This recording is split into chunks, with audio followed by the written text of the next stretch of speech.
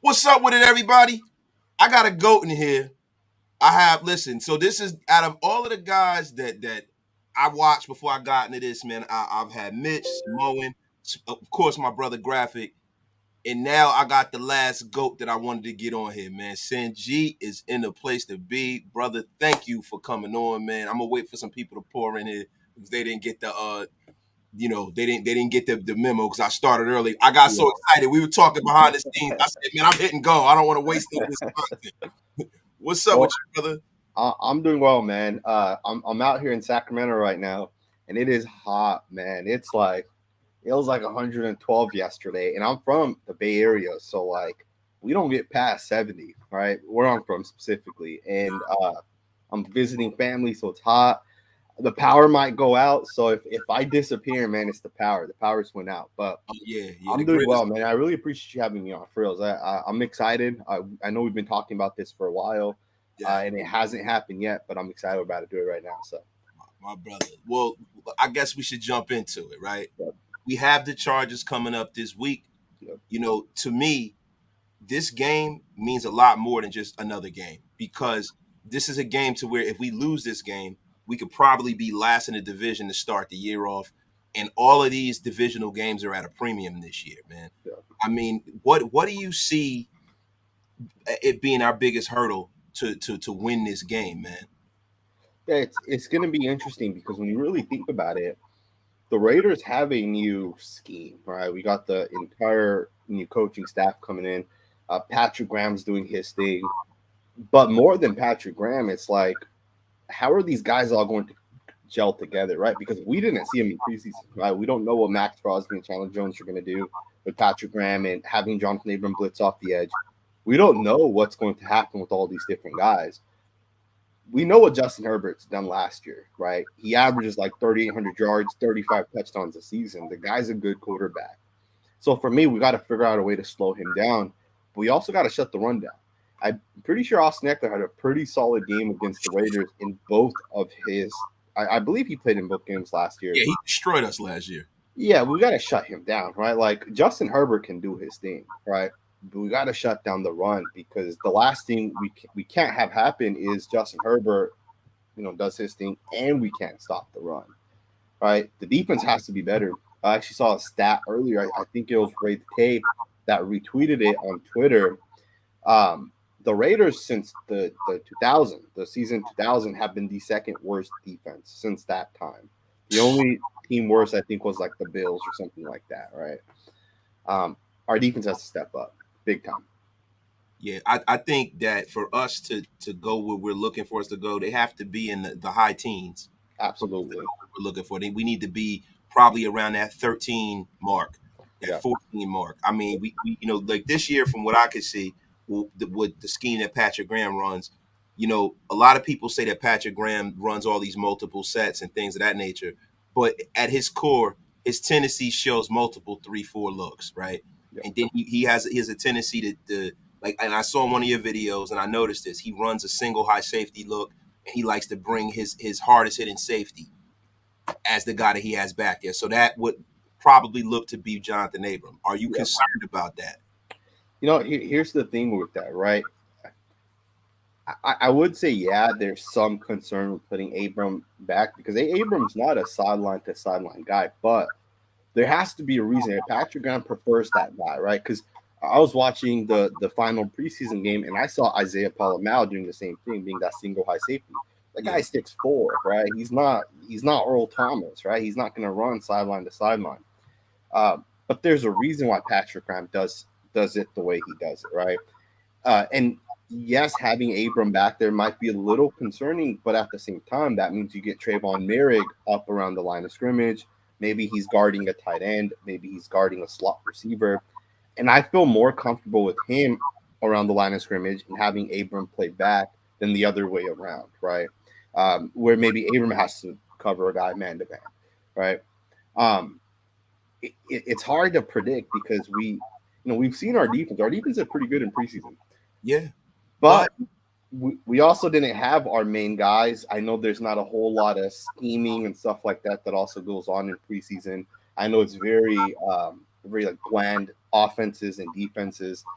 Um, what do you think about that? Like, how do you feel about that? Like man, I feel like we served up a lot of vanilla, but the thing I'm concerned about, and what I haven't seen is how we're gonna do up front with the absence of that beef up the front. Like a lot of people like to talk about what Patrick Graham did in New York, but the one thing that wasn't a problem for that defense were guys up in the front. You know what I mean? He had interior linemen like Dalvin Tomlinson, Damon Snack Harrison, one of those years. He has Leonard Williams. You know what I mean? And I think a lot of the things that he does starts up front. So do we have the guys in the building right now that can stand up and kind of stop the run and give guys time to get after the quarterback up front? Because a lot of times I see Patrick Graham rush 4 and drop 7. You know what I mean? And a lot of times he'll man you up.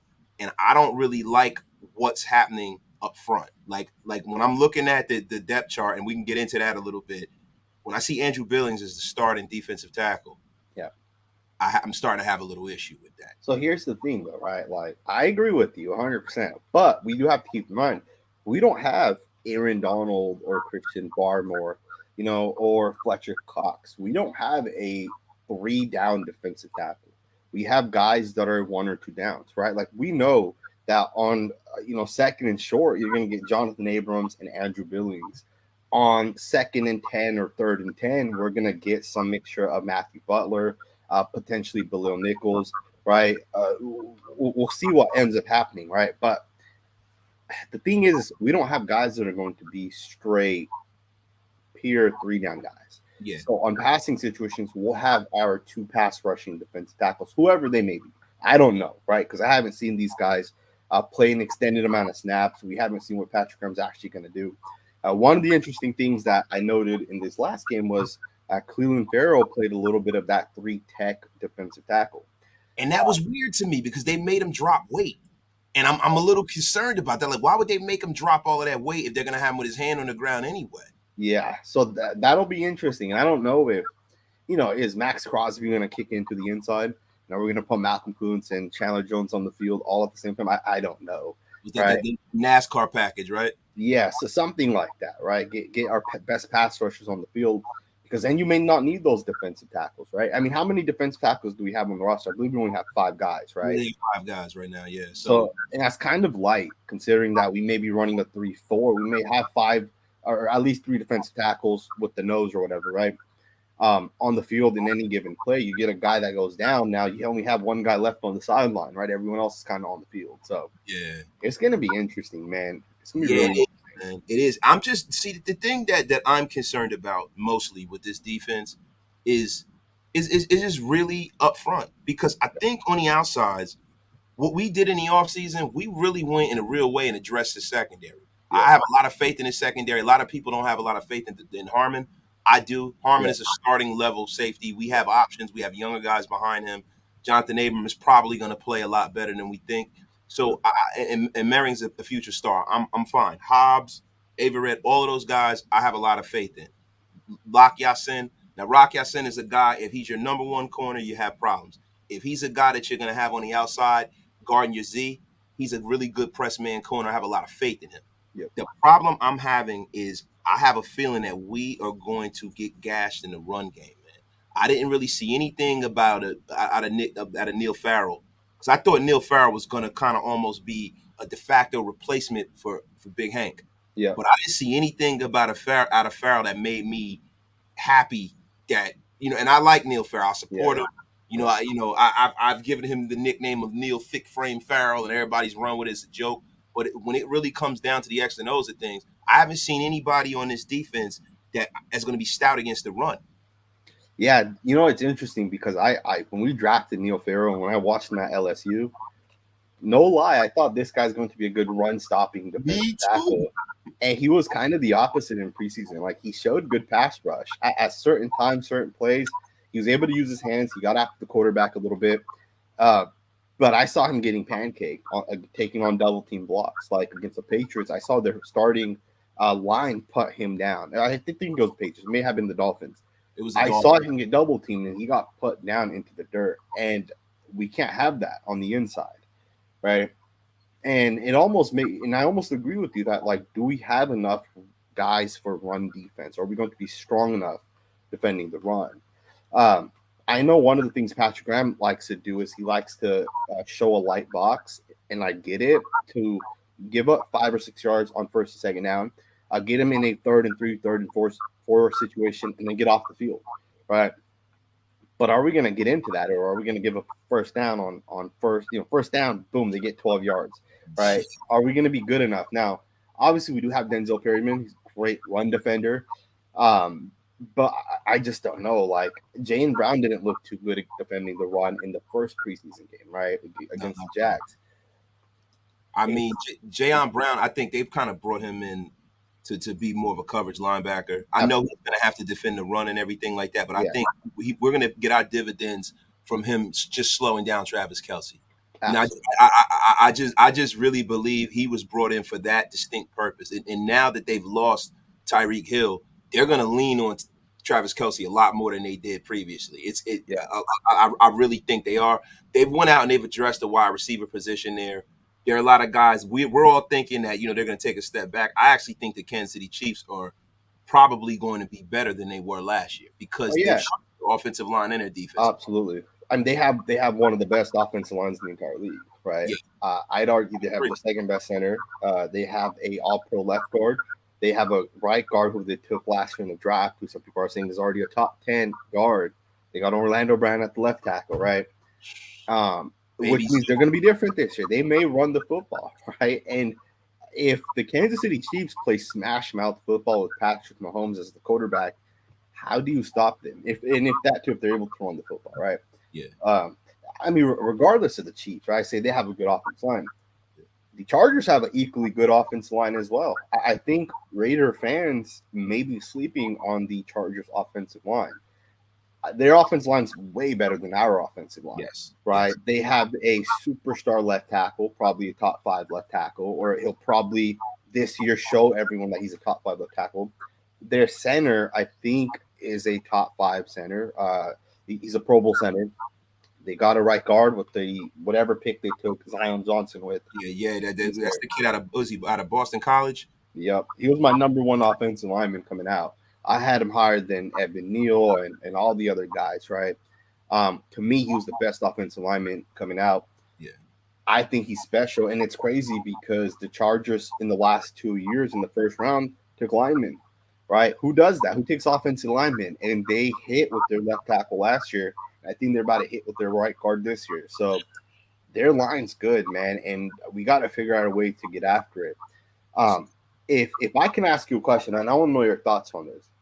Because Chandler Jones is going to play right defensive end 99%, and Maxx Crosby is going to play the left side 99%, right? Chandler Jones is going to go up against Rashawn Slater. Do you think Rashawn Slater is going to give up a sack or lose to Chandler Jones? Because Rashawn Slater shut down Yannick Ngakoue last year. Both shut him down. I think with Chandler Jones has a lot more in his tool shed than Yannick Ngakoue. And I agree with that. 100% agree with that. Yeah, and I think the old Jedi Master might get one. I think he's the old Jedi Master in pass rush. I think he's due to get one against that kid. Yeah, and I hope he does. Right, that's people might go into this game and say, I'm going to watch Derek Carr and Davante Adams. I'm going to watch Nate Hobbs. I'm going to be personally watching that Rashawn Slater against Chandler Jones. That is my whole purpose to even breaking this down, because it's easy for us to say, Davante Adams, freaking all the offensive guys. This game is won in the trenches 98% of the times. That is where football is won. And the problem that I'm having with this Raider roster, and I know I say things like the Raider equinox is upon us. I have a lot of faith in this team. I think we're going to be a very good and competitive team. The line of demarcation between us going to the Super Bowl and us just maybe making the playoffs is up front. Yep. And we have to find ways to scheme around the talent that's not on this roster. So, that's one of the reasons why I asked you. Yep. How, on the offensive end of the ball, getting away from the defense, how do you think Jermaine Illuminor is going to fare against never getting a break going against Bosa or Mack at any given time? Yeah, so I've spoken to an offensive lineman recently, right? And I asked him, I said, do you think Jermaine Illuminor is going to be a good football player for the Raiders, if he ends up starting? This guy told me that during practice, Jermaine Illuminor kicked Matthew Judon's ass. Every single rep, he kicked his ass. And I want you guys to think about that. Like Matthew Judon, some people say is like a top 12 defensive end. He's a good football player, right? Yes. And Jermaine Illuminor, say that again. And he's a very good pass rusher. A very good pass rusher. And Jermaine Illuminor handled him. And even as we had a backup quarterback, even during the game, Jermaine Illuminor beat him on almost every single snap. I think one time Matthew Judon may have beat him. And it wasn't a sack or anything, but Jermaine Illuminor looked good against Judon. Now, I know Matthew Judon's not Joey Bosa, right? Joey Bosa's a top 3 or 4 pass edge. But Bosa's probably going to line up over Colton Miller most of the time, right? And I'm sure they're going to swap a lot more than the way the Raiders do, right? I think Mack's going to go on both sides. I think Bosa's going to go on both sides. It's going to be an interesting thing, but I do have faith in Jermaine Illuminor. I've spoken to Illuminor in the past, right? I had a Zoom call with him, or in the past, right? I've spoken to him, not recently. Yeah. But based off of talking to him in the past, the guy wants to be successful. The guy wants to hear that from him. He put the effort in, right? Like, I think there was a presser he did where he was asked about it, and he mentioned how he's never put as much effort into it until this season. This is the most effort he's ever put into it. And I'm not sure if he's even starting. I know like the depth chart that kind of came out recently had him listed as the number 1 guy, but Thayer Munford also missed the last 2 weeks of preseason, right? In the last like 3 weeks overall. I think he just got back recently, right? Yeah. And I can't see them starting a rookie in a scenario. I can't either. I totally agree. I think that would be a mistake. There's been a lot of smoke on that roster. They got Hunter Renfrow returning punts and all of this nonsense. Yeah. I can't see that. Yeah. But what I can see is Jermaine Illuminor starting. And I know that's one of the big reasons why they made the move for Alex Leatherwood, or as I call him, Alex Pleatherwood. Because when he was here, Alex Leatherwood was just a guy that just was overdrafted. I really feel bad for that guy. I really do. Here's the thing, man. I like Alex Leatherwood, right? And I'm telling you that when he was drafted, you can see my reaction videos. I was hurt, bro. No, we all were, bro. I saw when he was trade. We were all hurt. Yeah. I did not want him, but there's more. People think this guy just sucks. He regressed. That's why he got cut. That is not fact. People have no clue the truth about Alex Leatherwood. There's issues with the coaching staff and Alex Leatherwood. There are disagreements. There's a reason why the Raiders cut him. It's not because of his play. You can take a lineman in the 7th round. You'll give him 4 years. You can take Brandon Parker, and Brandon Parker was trash, right? He started his rookie year, I believe, at right tackle, right? Yeah, Brandon Parker did. Not a necessity, though. Exactly, but he struggled, right? And the thing is we kept him around to develop him. You would do the same thing with Alex Leatherwood at the very least, right? The Dolphins have Austin Jackson out of USC. I believe it's the Dolphins. He hasn't even started. They took him in the 1st round. He started year 1, then he got benched. They still have him. I think he's entering year 4 now, right? If you're a 1st-round pick, you're staying on a roster. Alex Leatherwood was not cut because he's not a good football player, or he can't develop into that, right? There's deeper things with the coaching staff that was going on, right? And that's a fact, 100% confirmed fact, right? And I'm sure we'll hear more about it. Yeah, I think we will. I don't think he was a bad kid. I just think that the scenario he was drafted in, like, the guy won the Outland Trophy as a left tackle. Exactly. Yep. You bring him in, you make him a right tackle. That's more of Gruden trying to take a square peg and fit into a round hole, right? Yep. Now, there are some players that can do that. Yeah. I just think that the problem was that Alex Leatherwood was never going to work himself into being a good right tackle or a good right guard. I think his skill set lies on the left side of the offensive line. They didn't give him a chance to play. I could never understand why they didn't just take him and make him a left guard and move Johnson to left guard. I could never understand that. But I just think that on this roster, there's no place to have a developmental 1st-round pick behind Colton Miller, because Colton Miller's not going to go anywhere. No, exactly. He's young. So at this point, the best scenario for him is for him to have gone to a team to sit behind a veteran and develop for a few years and get that level of aggression that he needs. Yeah, I totally agree. I'm surprised like the Cowboys wouldn't have called for Alex Leatherwood, right? Especially if they knew that, hey, maybe this guy wants to play left tackle, right? Because the Cowboys not only had obviously that's like a developmental thing. I guess it makes sense, right? They don't want to guy that's going to develop. They want a guy that's ready to start today, right? That's what they needed Yeah. with Tyron Smith going down. But Jason Peters, man, I mean, the guy's 40 years old. 40, that's crazy. The guy's 40 years old. He is the second oldest player in the National Football League behind Mr. Tom Brady. So that's insane. It's a 40. But see, we got to look at it from this prism. Andrew Whitworth went to a Super Bowl last year and won one at the same age. Yeah. So I guess, the Father Time is undefeated, but Father Time is getting held off by some of modern medicine. Absolutely. But so when we look at what we got here, right? We have Jermaine Illuminor, right? I don't know where Dylan Parham fits into this situation. Do they have him starting at right guard? Not right now. He's slated as the backup left guard. I'm surprised they didn't start him at right guard. I really am, man. I think that the best way to get that guy going is just to put him out there instead of using him as a Swiss Army knife, because I know on our roster he's our backup center. So he's our backup center, our backup left guard, right? And then we got John Simpson, we got Lester Cotton, your guy. Your guy, Lester Cotton. I mean, what do you think about Lester Cotton as the preseason went on? Because in the beginning of the preseason, Lester Cotton was looking like a world beater. But as it went on, it looked like the Cinderella story has turned back into a pumpkin and a two mice instead of horse. What do you think, man? So here's the thing with Cotton, right? This is his fourth year, I believe, right? The thing with Cotton is he's not a first round pick. He's not a guy that started his first year. He's literally in his first year, right? This is technically his first year starting. He did look good when he came out, or in the first game, and he got worse, or at least he had some bad reps. But one of the things that I feel like happens, and I don't know if this is just like it happens on Twitter, but like the mindset of people starts shifting, right? A guy loses 1 rep, maybe he loses 2 reps, maybe he loses 3 reps, all right, and maybe he played 40 reps and he lost 3 of those 40 reps.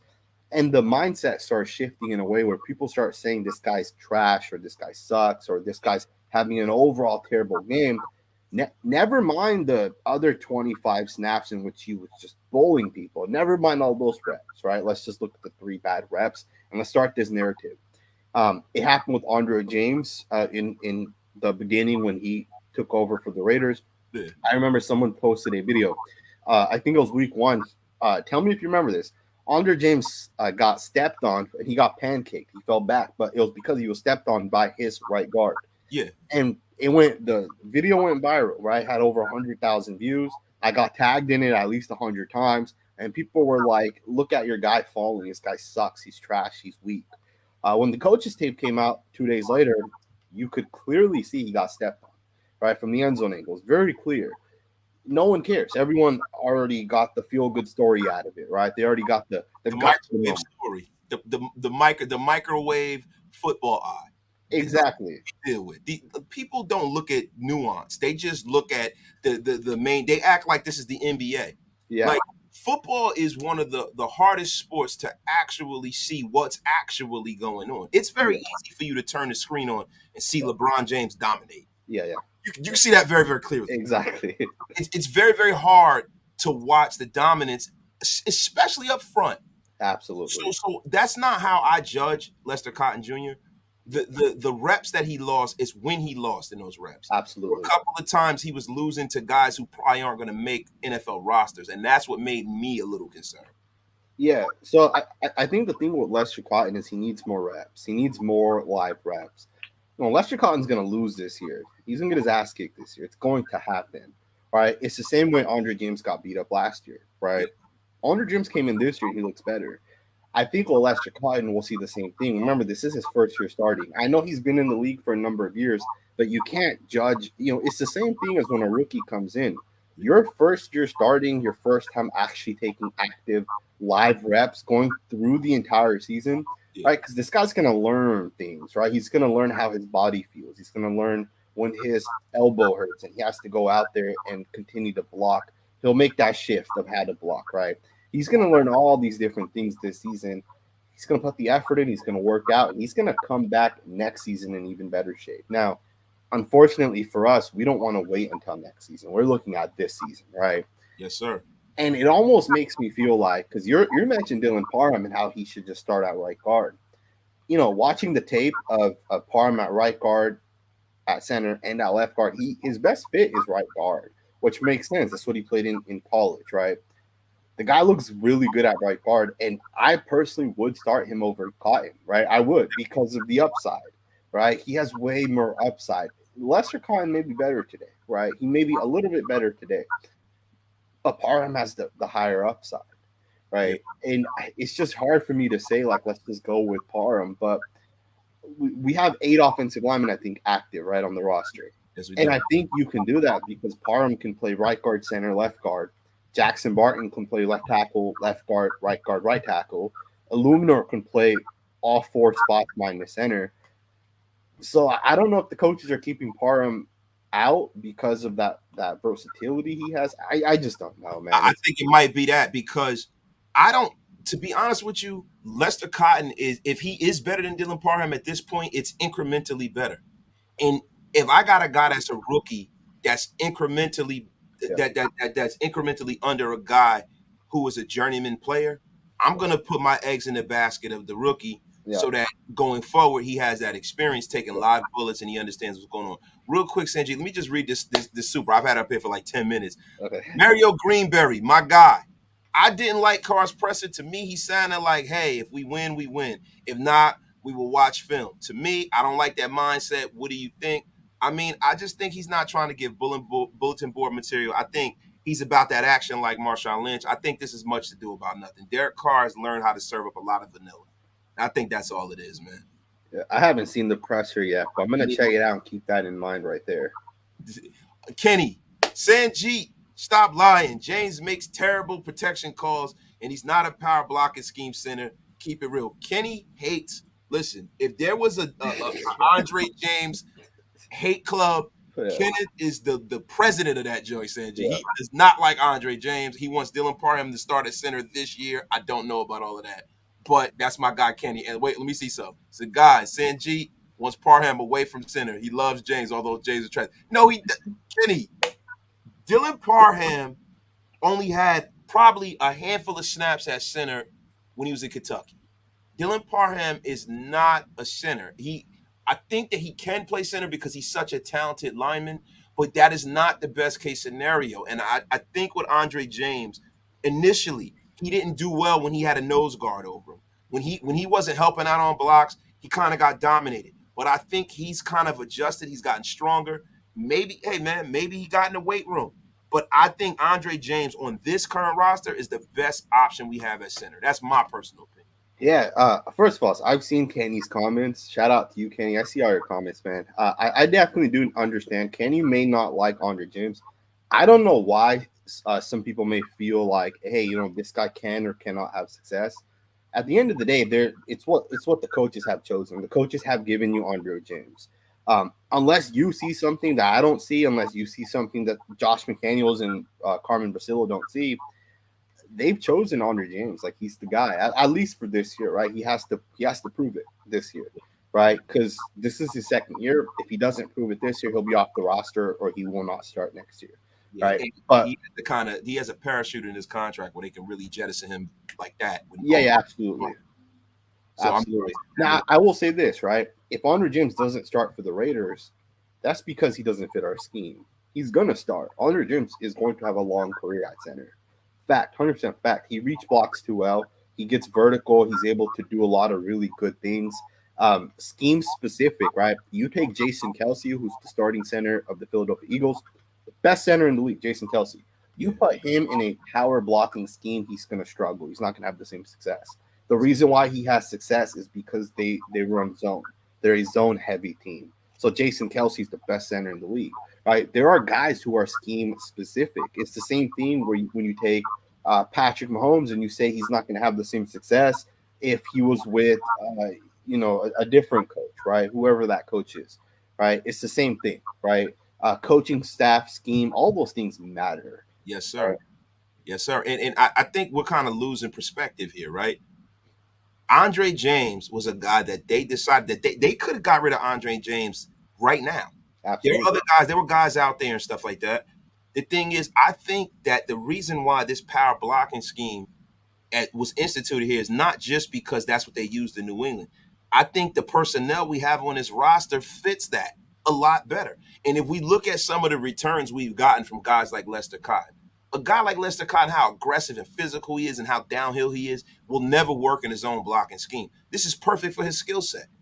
So these are the things we got to consider when you see this coaching staff coming in here and making the decisions they did. The one thing I love about what they did when they came in, they didn't come in on an ego trip and just get rid of all the players that they supposedly don't like and bring their guys in. These guys are terrible. They came in and they really gave everybody a shot to earn their spot. They evaluated this roster, and then what they did was they cut out the dead weight. Everything that didn't fit what they were trying to do, they got rid of, no matter how big their contract was. So it goes to show you, if somebody's on this roster, they really believe that these guys can be successful. I want to take a second really quickly. There was a moment just recently where Josh McDaniels was asked by one of the beat writers. It was a question. The guy asked it to Josh McDaniels. He kind of implied that John Gruden and Mike Mayock were trash. So he was kind of saying, like, we're sorry that you inherited this trash and you have to clean this trash up, right? That's kind of how the beat writer asked the question to Josh McDaniels. McDaniels quickly responded with saying the pass regime actually did a great job, right? This where we're at today is because of the pass regime. And I want to take a second to shout out Mike Mayock and John Gruden, because although they messed up a lot of our first round picks, we wouldn't have Maxx Crosby and Darren Waller and a lot of the really solid players we have today without that pass regime. We wouldn't be in the spot we're in today, right? Because from when Reggie McKenzie took over to when John Gruden took over, I would argue our team was way worse when John Gruden took over than when John Gruden left and allowed Josh McDaniels to take over, right? Yep. So I do want to state that, right? It almost seems like sometimes people kind of think that, like, Josh McDaniels inherited trash with this roster, right? And that's not true. No, the only thing, and this is where I will push back, is that I think that John Gruden, I say this all the time, John Gruden has this thing about being the smartest guy in the room. Yeah. And you can see kind of how the trend was, is that we hit on our later round picks, and we whiffed completely on 2 first-round picks, right? So what does that tell me? That tells me that John Gruden, having 51% of the personnel decisions, came in and didn't listen to his scouts and didn't listen to Mike Mayock and didn't listen to the people who were doing their job all year, and then overrode them because he had a feeling or he saw one attribute about a player that he liked, and he went and overdrafted them. And that was the problem. And if you look at what happened after that, all of the things that we've hit on, all the guys who are still on the roster, besides like guys like Klee and Abram that they really can't get rid of, are guys that I think that the scouts and Mike Mayock did their job. I think Mike Mayock did a great job. Like, as far, and we'll never know, because it was almost like Mike Mayock was here to take all the bullets for John. Yep. It seemed like that to me. If John would have never, got fired and stuff like that, and things didn't work out and they didn't make the playoffs, the first thing that was going to happen is he was going to take Mike Mayock and throw him right in front of the bus, right in front of the train, and Mike Mayock would have been gone.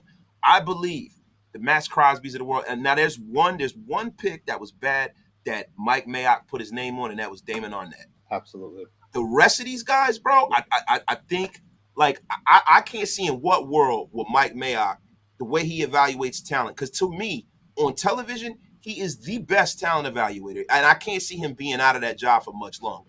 Yeah, some channel's gonna hire him. He's probably gonna go back to NFL Network. I don't know, but Mike Mayock, man, I can't see him looking at Devin White and knowing that we need a middle linebacker and taking Cleveland Farrell. I can't see it. I just can't see it, bro. I'm sorry. I don't know if I'm wrong, but I can't see it. Well, one of the things is we'll never know. You're right. We will never, ever, ever know who picked who. It'll always be up in the air who picked who, right? But John Gruden did pick Colt Miller, and he did see Darren Waller, right? He saw him on the Ravens. We know the story. So yeah, there's some hits, there's some misses. I think one of the things that people don't necessarily think about is coronavirus and how the everything got canceled, right? All the pro day visits, a lot of that stuff kind of got canceled. And I think that was the 2020 draft, right? Or was it the 21 draft? It's the 20. 20 draft. And I think that also had impacts, right? Because there's a lot of teams that had a shitty draft that year, right? I think I was looking at the Dolphins draft. They had an absolute terrible draft too that year. So there was a lot of teams that had a bad draft in 2020. Either way, we'll never know, right? We are where we're at. We have a New York team, and we're moving forward, right? Yeah, man. Yeah. And the thing is that I don't want to do too much beating on John Gruden. It just the thing that never sat right with me with John Gruden was the fact of the way Khalil Mack left. Absolutely. That just turned me off right from Absolutely. the rip. The way they handled that pissed me off. And from there, John Gruden went from here in my eyes because I'm a little older, right? So I remember when Gruden was hired. Yeah. I remember I remember John Gruden's whole career. I remember when he was with the Eagles, dude. I remember when he was with the Green Bay Packers and him getting a lot of credit for Brett Favre's maturation, him and Mooch. I remember that, and I liked John Gruden the first go around. Yeah. The thing is that unchecked power can corrupt absolutely, man. And not having Al Davis to say no, yes, no, get the fuck out of here, all that kind of stuff was a problem with John. And that was a problem for him in Tampa Bay. And when he came back and he had total autonomy over this team, I knew it wasn't going to go well. And I was like, well, maybe it changed for him. Maybe he's going to be more inclusive. He's going to be different. It seemed like he was a little different, right? And the first thing you do is get rid of Khalil Mack. Dan Rader, he said losing Khalil Mack was my biggest issue with Gruden's first season. And that's a fact. Yeah. Well, the second he got rid of Mack, he got rid of Cooper. We were restarting. We're rebuilding at that point, right? And they had so many assets, man, and they messed it up. Like the Cleveland Farrell pick, I'll never get over that pick. I was like, man, that was the worst pick. I mean, you know what's crazy is after the Cleveland Farrell pick, even the Ruggs pick, I was really disappointed with the Ruggs pick and the Arnett pick. And then the year after, I thought, all right, man, this is the year we're not gonna mess it up. And then boom, you get Alex Leatherwood. Yeah. It was just year out every year, man. It was just I was just like, oh my God, bro. Like the Ruggs thing. Like with Ruggs, I wasn't like I want a CeeDee Lamb. I want a CeeDee Lamb too. I want a CeeDee Lamb, and I wanted either him or Justin Jefferson, right? Because the thing is, CeeDee Lamb was a dog, and then watching all that SEC football. Listen, Ruggs was excellent, but the problem with Ruggs and Jerry Jeudy was you couldn't differentiate who was what. Yeah, exactly. To me, I like, you know what I mean? And then Jerry Jeudy looked like the more productive receiver. Yeah. But when you got into it, you looked at the speed aspect. I think had Ruggs not gone into the situation he got into, Henry Ruggs would be productive. And I would love to see what it would be like to have a Ruggs on a roster with the Davante Adams. That would be unbelievable, man. And that's the thing is I think the Ruggs pick could have worked out. I do think it was trending towards it working out, right? Obviously, we'll never know. Yeah, man. One of the exciting things about this upcoming matchup against the Chargers is, and everyone says the Chargers are this powerhouse team, right? Yeah. Great quarterback, great offensive line, pass rush is top tier. This coach, right? This because I believe Brandon Staley was with the Rams, right? He was like that Sean McVay type of. Yeah, he actually came under Vic Fangio. Right, and then he was up under Sean McVay. Sean McVay brought him in to run a version of Vic Fangio's system. Yeah, that's how they got to the Super Bowl, and he was like the boy wonder. And their defense was really, really, really good that year, like really good, right? I think one of the things with coming in here is we don't know if Staley's going to work out as a head coach. Right, being a great defensive coordinator is one thing, but being a great head coach is completely different. And I think people are like missing that part. Like Staley could still fail, and the Chargers could miss the playoffs again if he's not a good head coach. Right? He's not already. We've watched him actually lose them 4 games. He single-handedly lost them 4 games last year, including the game with us when we went to the playoffs. Yep. A lot of his aggressiveness shows me that he's a guy who is a young coach. He's very, very young, and you can tell he grew up playing Madden football because some of the mistakes that he makes are things that, dude, you don't do that in real. You don't go forward on 4th and 13 in the shadow of your own end zone. You just don't do shit like that. No, it's aggression and stupidity. It's 2 different things. Yep. And I think if he doesn't, I think to be quite honest with you, Sanjit, I think if he doesn't get it together. I think this will be his last year being his coach. If they don't make the playoffs, they will fire him. Yep, absolutely. I agree because you're not going to continue to waste Justin Herbert's rookie contract, right? Once he's not a rookie, Justin Herbert's not what he is, right? Quarterbacks are only what they are when they're on their rookie contract. Joe Burrow, Herbert, because afterwards they're going to be the ones that have to carry the team because they're going to get $40-50 million a year. Yes, sir. And all of this talent that we're looking at, when we start looking at all of that talent, there's going to be a serious problem when they can't pay all of these guys. That's why they're paying Derwin James. Yep. The Khalil Mack is kind of a rental situation right now. Yep. Bosa's got paid, but then Bosa's going to want some more when he starts playing better, or if he continues to play better. So this year, like I call what we got going on now the Raider equinox. Like a lot of guys, they think it's a joke, but it's not, because everything has to line up. It's the perfect time where we actually have a quarterback. We have a great front office. We have a great coach. We have talent on the defensive end of the ball. We don't have just one pass rusher. We have three. Like this is the time. If we're going to win, we're going to win. So I think that no matter what happens, they need to push their chips to the table within the next 2 years and do the best that they can to fill whatever holes on this team to win. Because, Sanjit, I'm going to be honest with you. I think that the reason why the Chargers aren't going to the playoffs this year, and we are, and I know people are like, yo, the Chargers have the best roster in football. Yep. It's because of their coach. Yep. I think that when you talk about, everybody says Derek Carr's the fourth worst quarterback in he's the worst quarterback in this division. Some people could make that kind of argument. And I think that they're kind of crowning Justin Herbert a little too early. Yep. But what I think that the Chargers definitely have is they have a coach that's in the running for worst coach in the division. That's the thing. People don't think about that, right? I will say that I think Derek Carr is the worst quarterback in this division, which it doesn't matter. You can be the best, you can be the worst. You're not going to win a division based off of where your quarterback ranks. That does not matter, right? I would argue I would rather have Sean McVay than any one player I'd rather have Sean McVay than Patrick Mahomes. Okay, if you could tell me right now for the Raiders, for the sole reason that Sean McVay is a special coach. Sean McVay is similar to Andy Reid, right? They are special coaches, right? And it's different when you're an offensive coach because we're an offensive league, right? And I say that because who cares about your quarterback? That doesn't matter. It's about your head coach. You have a good coach running the offense. You have a good coach running things, right? And the Raiders, I think, do, and I don't think the Chargers do. I really don't think the Chargers do.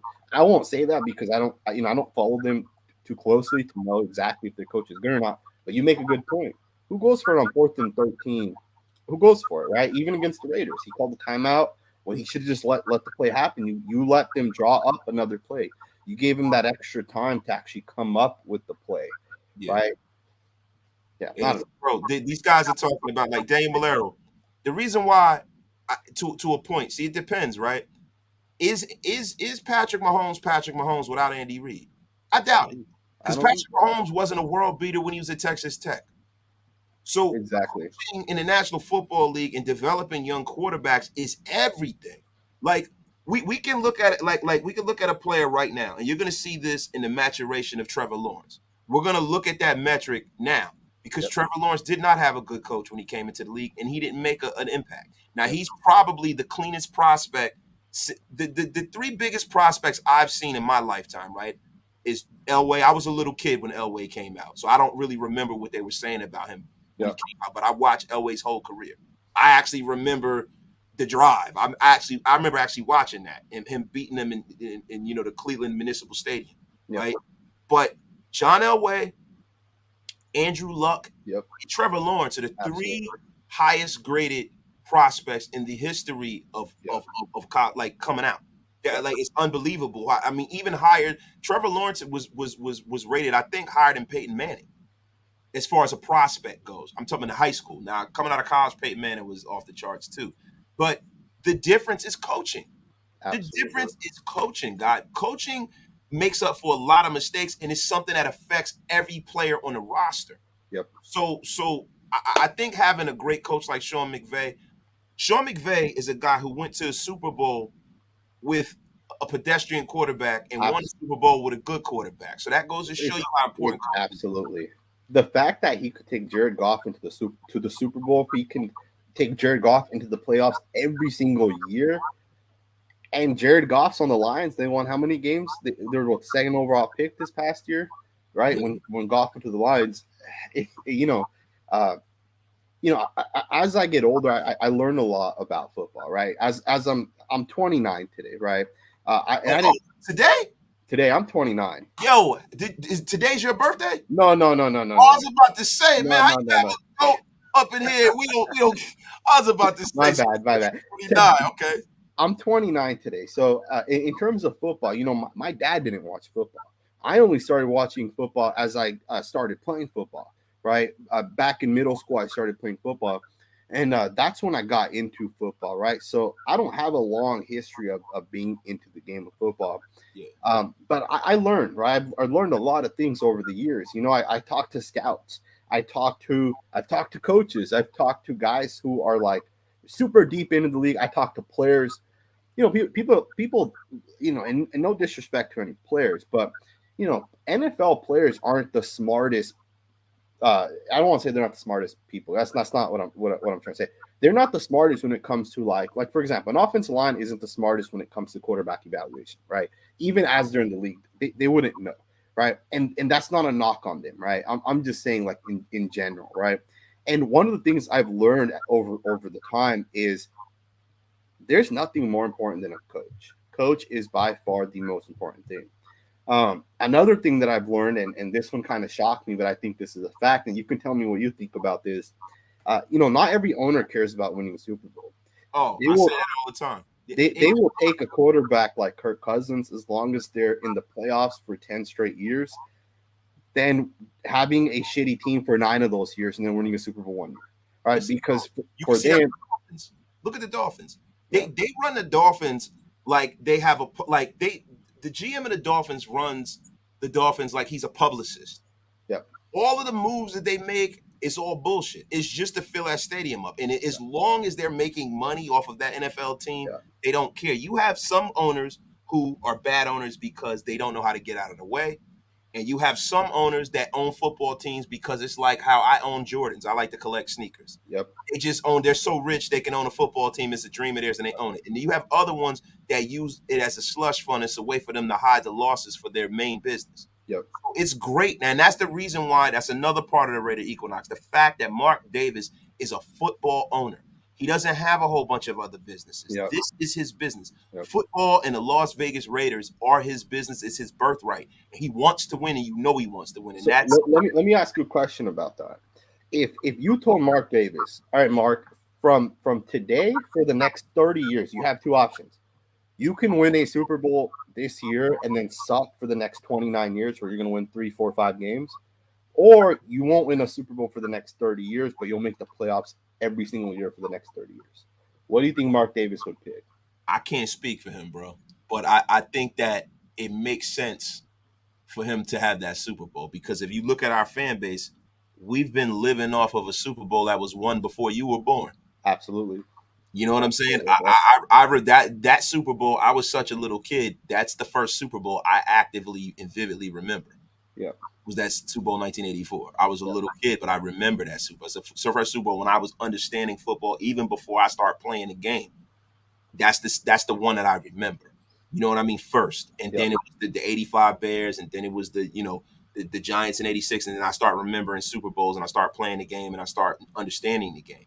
I think that the currency that you get from winning a Super Bowl is immense. But especially in a town like Las Vegas, it's such a transient town. They have to win now. Yep. But financially, Sanjit, now that I think of it, I think them being competitive would garner him more dividends on the business end. And that's the thing, right? I know Mark Davis wants to win. I know he loves the Raiders, but I think he would rather have 30 years of success, right? Because let me ask you this scenario, right? I think a team that's invested in winning Super Bowls is the San Francisco 49ers, right? Since the Raiders have had Derek Carr, the Niners are now onto their 4th quarterback. Yeah.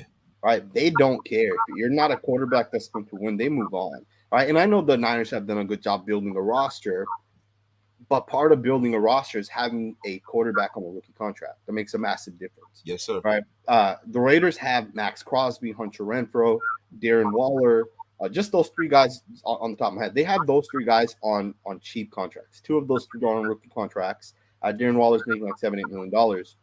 Next year, their cap kicks in. We're not going to be able to bring back guys like, we traded Mullen not because of his play, but because we can't sign him next year. We don't have the cap. He's going to want at least $6 million, right? Yeah. We're not going to have that money for him. You look at guys like Josh Jacobs, we're not going to have money for him, right? Yeah. We're going to start losing a lot of these guys that we have. That's why we get Zamir White, right? That's our long-term replacement for Josh Jacobs. You can go down the roster. Johnathan Abram's not going to get signed. He can have a Pro Bowl season this year. We don't have the money. We literally do not have the money because we've already put the money into between Derek Carr and Davante Adams. Yes, right? sir. We don't have the money to sign these guys.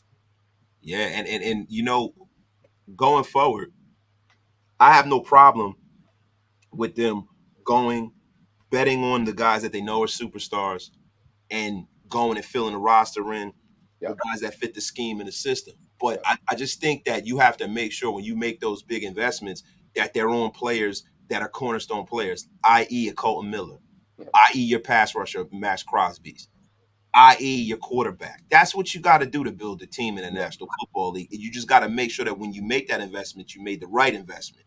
And there are guys that are going to be there. And the thing with Derek Carr, the Derek Carr contract is a contract that they can get from under very, very easily.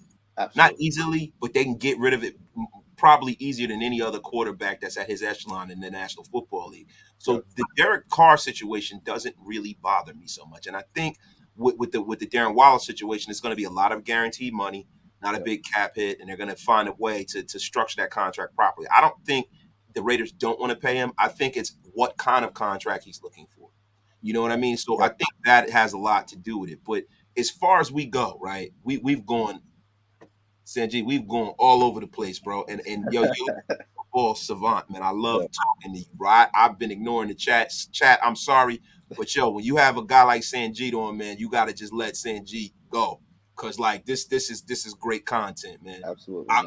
Let me read this one from Ruben Russ. With the Sparkles defense getting way better, he might actually get even more bold hyping that they can get stops. Do you think they have the same offensive coordinator this year? I mean, bro, I don't know. But what I do know is that Brandon Staley is a guy who is a bad decision maker, and I don't think he's a good head coach. And I think that when you don't grow that much as a decision maker, I kind of think you are who you are as a decision maker. Like I didn't see bad decisions like that from Kyle Shanahan. I didn't see that stuff from McVay. Even if you want to talk about a defensive-minded head coach, I didn't see that from Mike Tomlin when he was a young head coach. I think this guy's a bad head coach, and I don't think he's going to turn it around. And the only way he's going to be able to turn around is that his roster is so talented that they over and outperform the scheme that he's running and the decision making he's running.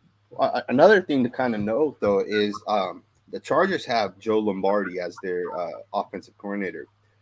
He's a first-time offensive coordinator. He was the Saints quarterback coach for like the last 4 or 5 years. The thing with Joe Lombardi, I should say the thing with Brandon Staley is a lot of his success rides on Joe Lombardi, right? They can have a top 10 defense, but if their offense isn't clicking, and even for Staley, he has to make the right decisions. Can't go for on 13. That doesn't make sense, right? Yeah. A lot of his success is going to be how that offensive coach does, right? How the play calling is and how the offense goes, right? It's going to be interesting this year to really see how the Chargers are this year because they're like that wild card team. Yes, either they could be the best team or they can easily also be the fourth team. I finish with like 8 or 9 wins. Yeah, man. And see the thing about this, somebody said the other day that this division is the best division in the history of football. Now I know that's a pretty big say right now because we don't know how these teams are going to be. Yeah. I just look because I remember years like in the NFC East in the '80s where you had the Lawrence Taylor and Phil Simms and the Giants, and you had Joe Gibbs as Redskins, and you had the Philadelphia Eagles with freaking Reggie White and Clyde Simmons and Seth Joyner and Randall Cunningham at quarterback. I mean, you had some pretty hellacious divisions in the NFC East for years and years and years on end, right? You had the up and coming Dallas Cowboys when they first drafted Emmett and all of them, like around the 90, 91, all of those teams were still viable. Yeah. Because, like around 1990, 91, they start putting the Cowboys together. They were getting all right. Troy was there. Emmett was there. You had the Giants win the Super Bowl in 1990. You had the Redskins win one shortly after that. Like, and you had the Eagles, they were still viable. They didn't get rid of Reggie White yet. So I don't know. But what I will say is this game that we haven't talked about a whole lot. This game is one of the most important games in the history of the Raiders. And everybody's going to say you're crazy, wasted, you're going overboard. The reason why I say it is that if you lose this game or if you win this game, the perception and the optimism of this season kind of I believe in energy, man. If you win this game, the positive energy that you're going to get going forward is going to take us into a level where, you know what I mean, we've already started. We'll be leading the division because we'll have that leg up on the Chargers. You know what I mean? And it'll take us into a place where I think mentally the team will play better. You know, mentally you'll have the media on the Raiders' backs, off their backs for a little bit. I just think that the media is waiting to pounce on this situation and shit all over it, excuse my language, and kind of make a mockery of the Raiders. They always do. Now, I know this is not the most important game of the Raiders. It's a joke. But it's for this regime, getting a win is so important for us, man. Absolutely. Yeah, it's pivotal, man. We gotta not only win this game, we gotta have success throughout the year, but it starts with that first win, right? It's gonna start with this first Chargers game. It's different if it's a non-divisional opponent, but this is, you know, people are saying we can go 0-6 in the division this year. Like, people legit think that we might not win a game, and I could see that happening, right? Like, I'm not saying it's going to happen, but it could happen where we win no games in the division because our division is so damn good, right? We can also go, 5-1, 6-0, possibly, right? It's gonna be very, very important, man, to get that first win, to show teams that we are the real deal, right? Because everyone thinks it's gonna be the Chargers and the Chiefs. They're gonna be the two teams competing, and the Raiders and even the Broncos are taking a back seat, and they'll probably miss the playoffs. You know, this is the year. And that's what everybody thinks. Let me get to a few questions, real. And Sanjit, I know you were saying you might have to get out of here, bro. I don't want to keep you too long, brother. I appreciate you for even coming on my little podcast, man. But I appreciate you. I appreciate you having me on, bro, for reals. We got like 10, 15 minutes. We're good still. Yeah. All right, cool. Sanjit, do you think the Chargers have the experience to win it all when they haven't even shown that they can win a big game? I'm going to say, yeah, man. I see way too often, and I'm seeing this happening right now. People are pointing to the fact that the Chargers lost against the Raiders in that final game. You know, that's one game. Like, the ball could have flipped the other way, and the Raiders could have lost that game, right? Yeah. It's the same thing that happened in 2016. We won a bunch of games because the ball just happened to bounce our way. Yeah. And that was the difference between 2016 and 2017, right? In 2017, the ball didn't bounce our way, right? I know some people are saying, do you think that the Chargers are good, even though they haven't really shown it? They say the same thing with Justin Herbert. Is he good, although he hasn't shown it? And the thing is in my opinion, Justin Herbert's averaged 3,800 yards.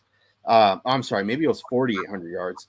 The guy's been a stud, right? But more than that, it's his touchdown to interception ratio has been out of control. I think this past year it's historic. Like he's on a trajectory to surpass Dan Marino in the first few years of his career. Like, the guy, there's probably 2 or 3 quarterbacks who's had a better start to their career than Justin Herbert, and I still have some fingers left over on one hand. So when people say that, that's retarded to say that. No. And another thing with Herbert is, like, there's some stats that are overrated. Let's be honest. Completion percentage is overrated because a completion percentage isn't telling you if a guy is throwing the ball 15 yards or if he's checking it down, right?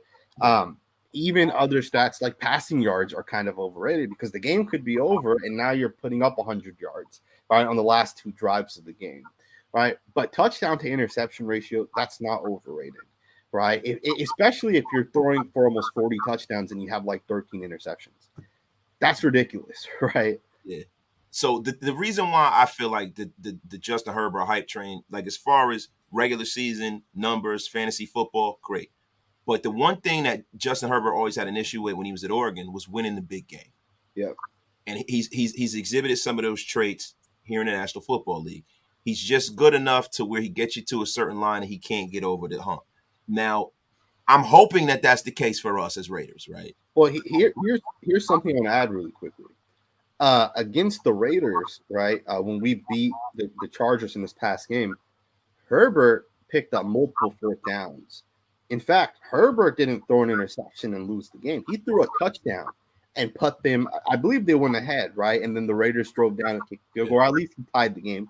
At least against the Raiders. And you can say like, oh, he's not clutch, or maybe he hasn't shown to win the big game in college. I think college doesn't really matter, right? Because let's be honest, Justin Herbert could be on Oregon, and he has no shot of beating Alabama any year over the past 10 years. Yeah. Right. Herbert's the real deal. There's no denying that, right? It's the same thing with Patrick Mahomes. They're the real deal. They're both top 8 quarterbacks, right? Mahomes is a top 3 quarterback. Herbert could jump into the top 5 conversation at the end of this year, right? There's no denying that. Very, very easily. The thing about it is when people say stuff like he hasn't won anything, people used to say that about Patrick Mahomes. People used to say that about a lot of guys. People say that about Peyton Manning when he first came into the league. You don't win anything until you do. And that's the thing. Exactly. So I'm not judging him off that metric. What I'm going to judge him off of is the tendencies I see to him. Now, I'm not saying that a lot of it is always his fault, but I know when he was at Oregon, there was a lot of times when the money was on the table where he'd throw that untimely interception or he wouldn't make the throw. So let's hope for the sake of the Raiders that he has a little bit of that international football. Absolutely. Because if not, let me tell everyone something. It could be some dark days for the Raiders because we really, to be honest with you, on paper, it's debatable whether we have the 3rd worst roster in the league. Not in the league, but in this division. Yeah. In this division, it's no question that the Chargers 1 through 53 have the best roster in the AFC West. Absolutely. You know what I mean? So that's just an absolute fact. Mm-hmm. And then what the Kansas City Chiefs did, they've improved their roster right in our face. So the thing is, right now, we have to take advantage of what we have now. By us beating these guys and us making the playoffs, there are certain things that are going to change with that team.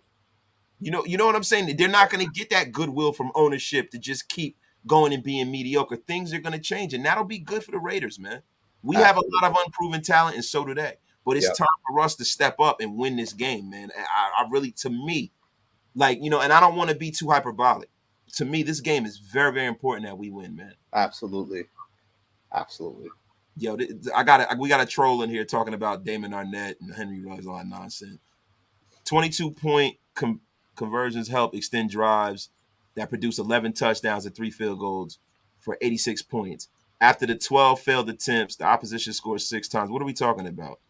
I thought he was getting back to one of our questions. So, like Sanjit, I'm not even going to get into the chat right now, bro. I'm sorry, chat. I know it is a lot. It's almost 500 of y'all in here, man. I'm sorry I haven't really been responding, but this has been an amazing conversation with my brother Sanjit. I appreciate you for pulling up, bro. Absolutely. One last thing, bro. Win-loss records for the AFC West. For the AFC West, that's tough, man. I do think that the Chiefs are going to win the division. I just feel that when it comes to coaching, it's still so important. And Andy Reid is a top 5 coach right now, active coach. I do think they're going to still win the division. Now, I don't think it's like they're going to smoke the Raiders. I think the Raiders are going to be right there too. And I wouldn't be surprised if the Raiders end up getting ahead of them. But it's really going to come down to the last 3 to 5 weeks, right? And I think health is going to be a big part of it as well. The Raiders just don't have a lot of depth. And I think the Chiefs are really good still, right? I know you said the Chargers 1 through 53 are the best. I do agree with that because I think they have a lot of superstars, right? Derwin James, Khalil Mack, Joey Bosa, J.C. Jackson, and Asante Samuel Jr. and guys like that too. Yeah, and they're too deep. But I think the Chiefs are right there as well. I think the Chiefs will win probably 12 to 13 games. I think the Raiders and Chargers both will probably win 10 or 11 games. Yeah. And I think it's really going to come down towards the last 2 weeks. I think it's going to be so important once December hits, early January. I think that's going to be the difference in if the Raiders get second place, maybe first place, right? I think the Broncos should be the worst team in the division, and not because they are the worst team. I think the Broncos have a really bad offensive line. Yeah. I think their offensive line's worse than the Raiders' offensive line. Yes, it is. On top of that, I just don't know if the Broncos have it in terms of their coach, right? We don't know if Nathaniel Hackett's the real deal. We just don't know, right? So when you look at Russell Wilson, he left a bad situation for an even like I think defensively they have more players on the defensive Yeah, end. absolutely. He's Yeah. got an improvement there, but offensively, I can't say that Jerry Jeudy and KJ Hamler and Cortland Sutton are better than Tyler Lockett and DK Mack. Yeah, you can't say that for sure. So it's not like he's in a better scenario. He's going to be running for his life here in Denver. Even worse, because now he's in a division with every team has two great pass rushers, even the Chiefs. You got Frank Clark. It looks like George Karlaftis is going to be a man beast. Then you got Carlos Dunlap there, right? Then you got the Chargers with Mack and Bosa. We all know about that. Then you got us. You got Chandler Jones, Maxx Crosby, and I call him Maxx Crosby, but Maxx Crosby and Malcolm Kuntz. And not for nothing, I think Cleveland Farrell is gonna surprise a lot of people this year. I think that's one of the reasons why we kept him around. So now, he's gonna be running for his life at least 6 games out of the year, man. Yep. And then they don't have a cakewalk of a schedule either, man. So absolutely, they're I think that they're gonna finish below 500. Yeah, I would not be surprised if that happens, man. I do think Russell Wilson is a really good quarterback. I don't know if he moved up in terms of going from Seattle to the Broncos. I do think that the Broncos do have a good roster, but I think, they need some development still. I think coaching is a big question mark. If Nathaniel Hackett turns into a top 5 coach, they're going to the Super Bowl, right? Like they're good enough, I should say, to go to the Super Bowl if he's a top 5 coach. We just don't know if that's going to be the case, right? And you know what? Most likely doesn't normally happen like that in your first absolutely game. Absolutely. So it's probably not going to happen like that. Real quick, let me read this super. If Carr had the roster / coaching staff in 2016 and didn't get injured, they definitely win a chip. Bro, if it was a fifth, we'd all be drunk. I don't really like to take a time machine back to 2016 because it has no bearings on what's happening now. We don't know if Carr, how the league broke. We really don't know. We can't quantify that, bro. So I don't like really to do that. We beat the Dischargers to go to the playoffs. Herbert rank was top 5. So when we win Sunday, is Herbert still a top 5 QB? Look, all of these rankings, and I want to say this, and I know Sanjit's probably going to go, but a lot of this stuff, these rankings, the media, all this stuff doesn't mean anything. It's all bullshit. It doesn't mean anything. Everybody tries to hedge their bets, right? Like Stephen A. Smith. Stephen A. Smith's like, you going to have to watch out for the Raiders this year. The Raiders are going to be playing. Them boys down there, Maxx Crosby and Khalil Mack and them boys, because he has no idea about football. He starts talking about people that aren't even playing. Henry Rugg and those boys. They're going to be formidable. And then 2 weeks later, he'll kill us because he just hedges his bet for that sound clip for when we make the playoffs or go to the Super Bowl. They're going to go to that sound clip. It's all bullshit. It's all bullshit. The only thing that matters is how they play on Sunday and whether they win or not. And let me tell you something. Sanjit, myself, all the content creators, and all of you, we are all totally invested in the Raider Equinox. We want the Raiders to win. We're totally sold out for it. And there's a lot of us, man, that we spending money flying all around the country to see this team. Yep. And to me, Mark Davis and this organization, they better make sure that they set a winning culture. Because if you guys haven't saw, the other team that Mark Davis owns, the Aces are going to the WNBA Finals. I said, now, how do you like that? Ain't that nothing? Let's hope that we get a little bit of that Aces magic. We get a little bit of the magic from the hockey team. That as soon as they moved to Vegas, they went to a Super Bowl. Yeah. Let's hope that trend continues with the Raiders, man. Sanjit, man, brother, I really, really, really appreciate this, man. I thank you, brother. I had to get all of my goats on here before the season starts, man, and I really, really, really appreciate you, my dude. Hey, I appreciate it, man. For reals, we tried doing this at least for a while. I've been super busy the past couple of weeks. I know we're all busy. I'm not the only one. I know you're busy too. Everyone's busy. I actually really enjoyed this, man, and I look forward to the next one. For reals, you're a super smart dude. You're doing really good things on YouTube. You too. I want to be a part of that with you, man. For real. So thank you, my keep brother. It up. I appreciate you having me on, bro. For real. Thank you, bro. Thank you. And y'all, everybody who's in the chat, if you have not subscribed to myself or Sanjit is. I know y'all all subscribe to Sanjit. Come on, give me a freaking break, right? But if you're not a subscriber to either one of us, please hit that sub button. It costs you nothing, man. And yo, look like Night Owl. Sanjit, I watch all your vids. See? I appreciate that, bro. For real. Yo, Sanjit, thank you, my brother, man. And yo, what I'm gonna do is I'm gonna get out of here, y'all. This has been another Raider Nation Unlimited. I'm your man, Wasted Talent. This is my brother Sanjit, man. Y'all peace out, man. We are out of here like yesterday, man. Wait, hold on. I got it. I'm boomering out here.